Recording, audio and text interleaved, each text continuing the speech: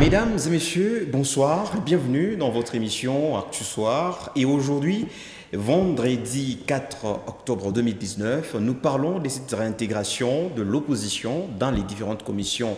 À l'Assemblée nationale, l'opposition, la même opposition hier, avait boycotté, refusé d'intégrer les différentes commissions. Mais aujourd'hui, la même opposition, l'opposition parlementaire, vient de réintégrer les commissions, les différentes commissions au Parlement. Et pour parler de ces sujets qui intéressent déjà, nous recevons aujourd'hui M. Sam Kabea, qui est l'interfédéral de l'UDA, parti à l'Assemblée nationale qui est du côté de l'opposition. Et avec lui, nous allons essayer un peu de voir les contours de ces changements de position directes du côté de l'opposition, bien sûr, en République démocratique du Congo. Monsieur Sam, bonsoir. Oui, bonsoir. Bonsoir, monsieur le journaliste. J'aimerais ici profiter de l'occasion également pour saluer tous les habitants de cette commune de la ville de Lubumbashi et plus particulièrement ceux de Bel-Air-Kaleja. Bonsoir, je vous salue tous. Et pourquoi vous choisissez directement les habitants de Bel-Air? Oui, parce que moi-même, je suis un ressortissant de là. Bel-Air, c'est mon quartier d'enfance. J'ai grandi, je suis né, grandi et pratiquement en train de vieillir dans ce quartier, dans cette commune.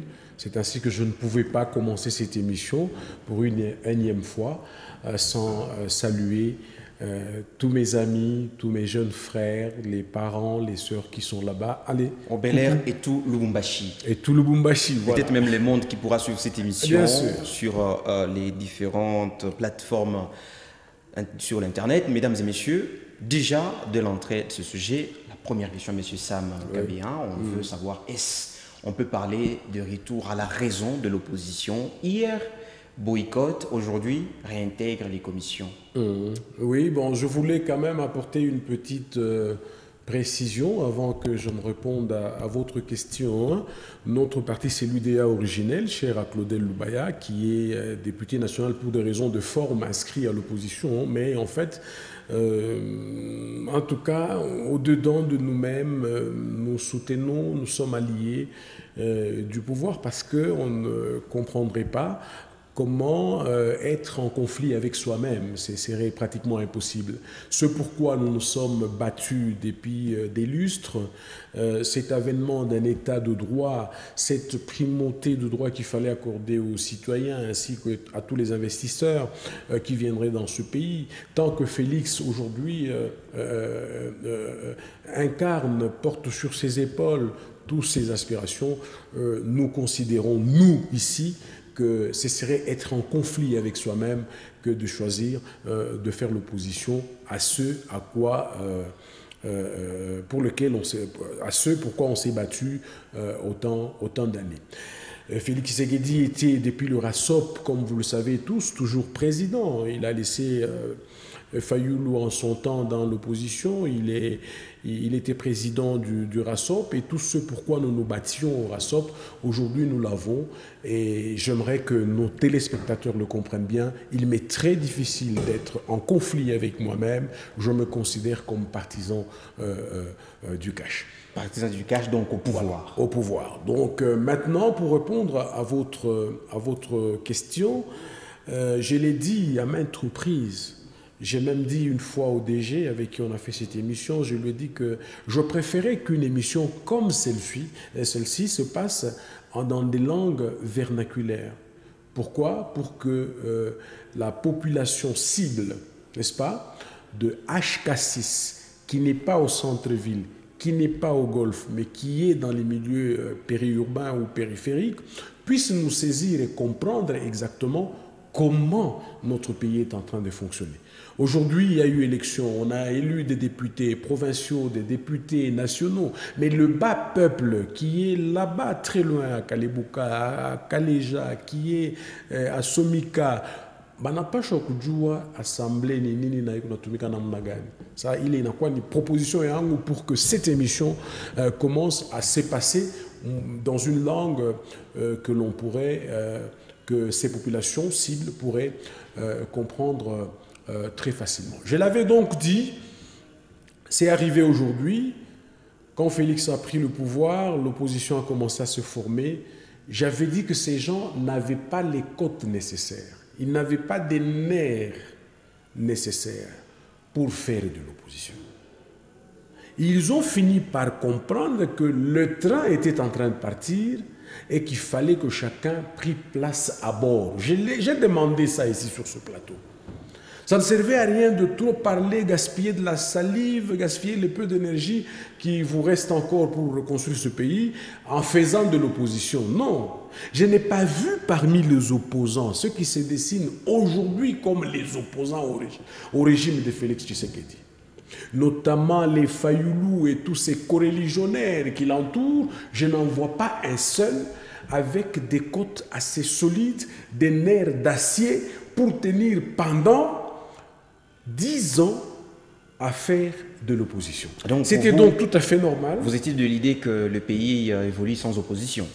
Écoutez, ce n'est pas exclu. Aujourd'hui, pour le dire, les opposants disent non, écoutez, pour le signifier, donc signifier que nous allons évoluer sans opposition. Parce que ceux qui faisaient de l'opposition sont au pouvoir aujourd'hui. Le monde entier, depuis les temps immémoriaux, depuis l'accession de notre pays à l'indépendance, même les extraterrestres, ils savent qu'il n'y avait qu'un seul opposant en République démocratique du Congo. Ceux qui vivent à des années-lumière de notre pays, ils savaient qu'au Congo, il n'y avait qu'un seul opposant.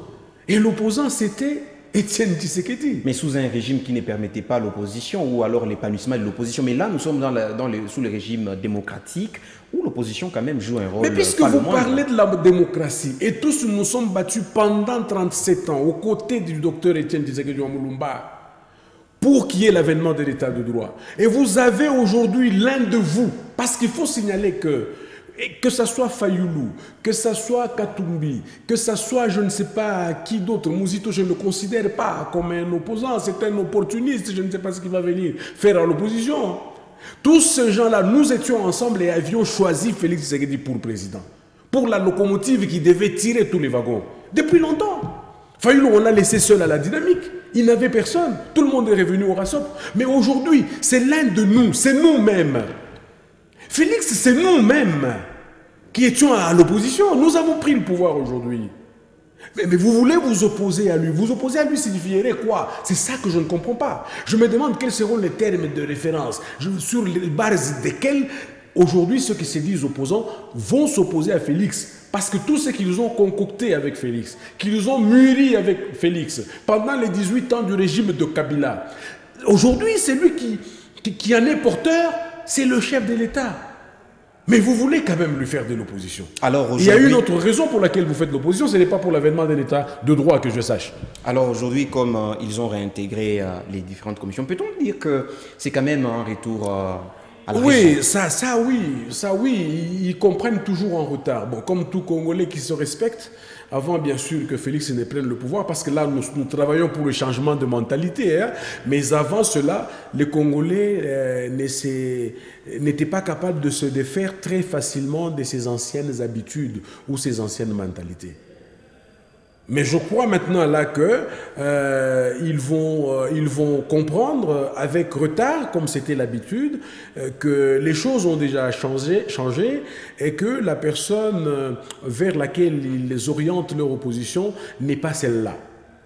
Pourquoi? Parce qu'ils se retrouveraient, ce serait pour eux rester en conflit, comme je l'ai dit d'entrée des jeux, avec eux-mêmes s'ils continuent à faire de l'opposition à Félix Tshisekedi.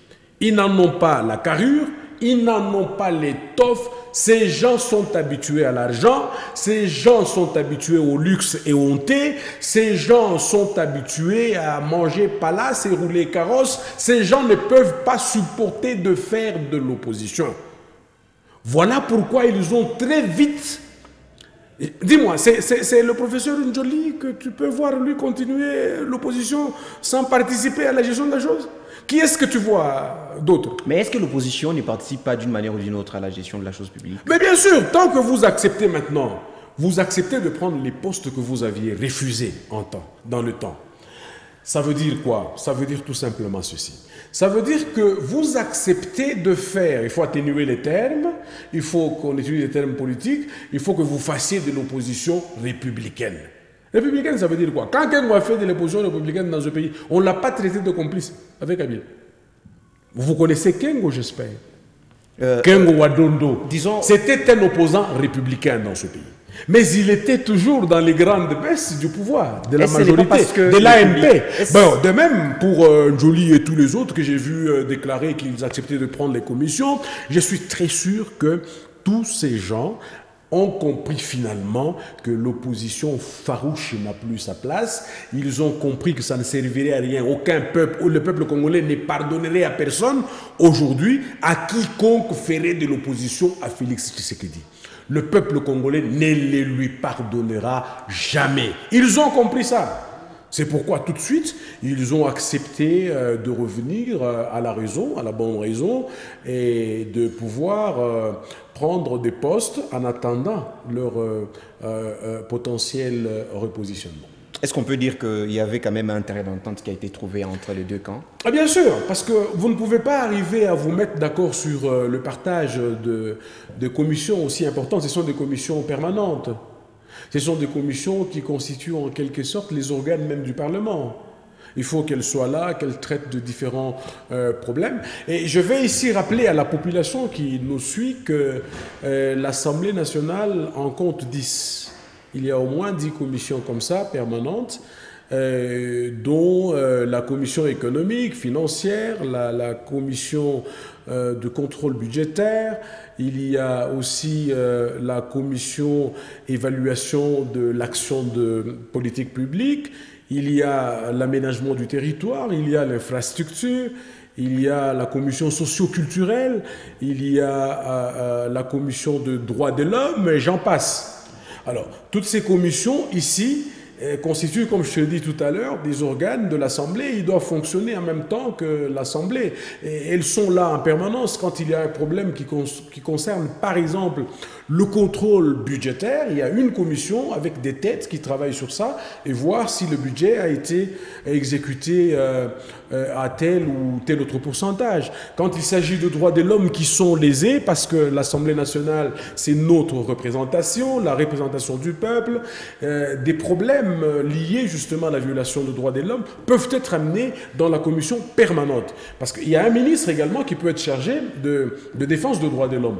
Quand les droits sont lésés, il peut être interpellé à l'Assemblée nationale. Et l'Assemblée nationale pourrait traiter de cette affaire au sein de la commission qui regarde la défense de droits de l'homme. Les infrastructures également, l'aménagement du territoire, la commission socio-culturelle. Voilà, il y a donc des bureaux comme ça, des commissions permanentes qui traitent de tous ces problèmes au sein de l'Assemblée nationale. Alors, il était temps pour cette opposition de pacotille, de pouvoir réintégrer tout de suite ces commissions et commencer à se rincer les mains et qu'est-ce que cela peut apporter à la vie politique? Les lèvres, comme ils sont habitués. Qu'est-ce que cela peut apporter à la vie politique de la RDC? Ça fait du bien. Moi, je suis très content qu'ils aient compris la chose, qu'ils aient quitté en fait l'opposition farouche avant que l'opposition ne les quitte.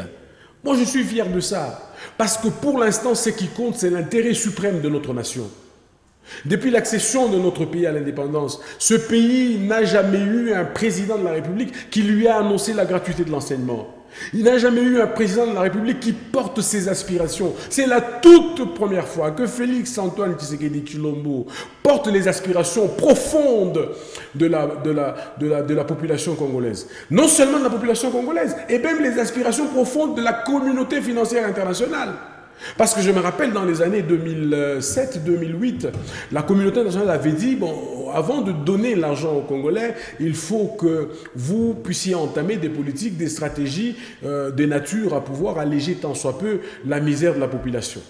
Développer vos milieux ruraux et essayer d'assainir vos finances. Vous voyez, c'était les aspirations de la communauté internationale. Aujourd'hui, c'est aussi les aspirations de la population. Et Tshisekedi est les seuls. Antoine Félix Tshilombo, c'est le tout premier président de la 5e République qui annonce ces choses tant attendues par notre population. La gratuité de l'enseignement.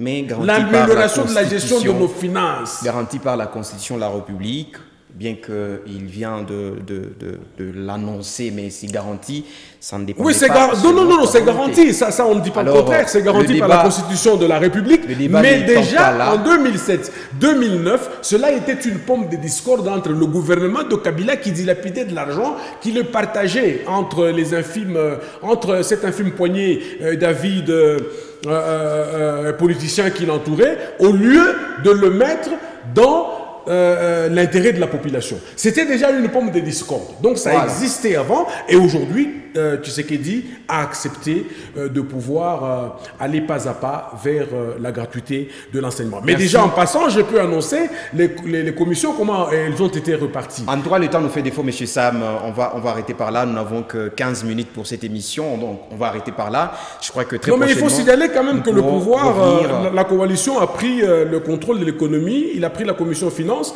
la commission contrôle budgétaire et aussi l'évaluation de la politique publique, et que l'opposition a accepté de prendre l'aménagement du territoire, les infrastructures, la commission socio-culturelle ainsi que le droit de l'homme. L'important est que tout cela contribue à l'émergence de l'État. Ça contribue à l'émergence, mais il fallait comprendre cela avant.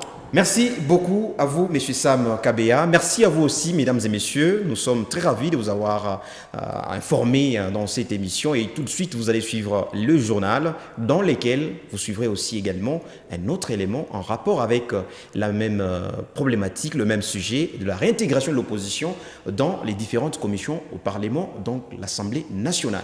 Et donc, très prochainement, nous nous retrouvons avec un autre sujet. Au revoir.